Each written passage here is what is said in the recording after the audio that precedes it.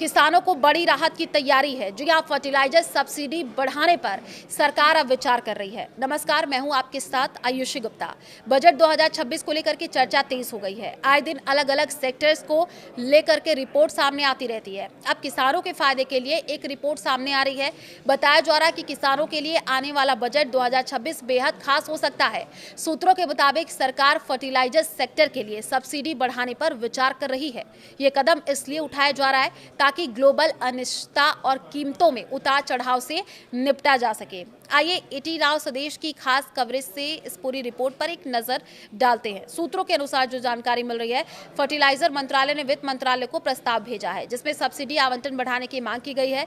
मंत्रालय का कहना है कि अंतर्राष्ट्रीय बाजार में कीमतों में भारी उतार चढ़ाव हो रहा है, जिससे किसानों को सस्ती दरों पर खाद उपलब्ध कराना चुनौतीपूर्ण हो गया है। इस स्थिति से निपटने के लिए सब्सिडी बढ़ाना जरूरी है।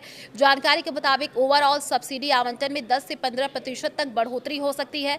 वित्त वर्ष 2026 में ये आवंटन लगभग 1.6 लाख करोड़ था। अगर ये बढ़ोतरी होती है तो किसानों को खाद की उपलब्धता और कीमतों में राहत मिलेगी। पिछले बजट में यूरिया के लिए 1.18 लाख करोड़ का आवंटन किया गया था।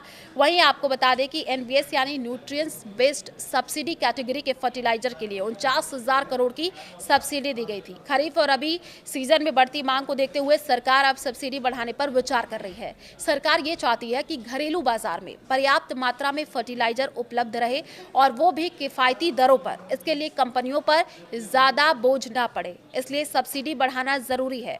सब्सिडी बढ़ने से कंपनियां पर्याप्त मात्रा में आयात कर पाएंगी और किसानों को समय पर खाद मिल सकेगी। अगर ये प्रस्ताव मंजूर होता है तो किसानों को बड़ी राहत मिलेगी। बढ़ी हुई सब्सिडी से खाद की कीमतें स्थिर रहेंगी, खेती की लागत कम होगी। सरकार का ये कदम कृषि क्षेत्र को मजबूती देने और किसानों की आय बढ़ाने की दिशा में अहम साबित हो सकता है। फर्टिलाइजर सब्सिडी का जो मतलब वो भी आपको बताएं। इसका मतलब ये है कि सरकार किसानों को बाजार दर से कम कीमत पर खाद उपलब्ध कराने के लिए उर्वरक कंपनियों को आर्थिक सहायता देती है ताकि किसानों पर बोझ कम हो और उन्हें किफायती दरों पर खाद मिल सके।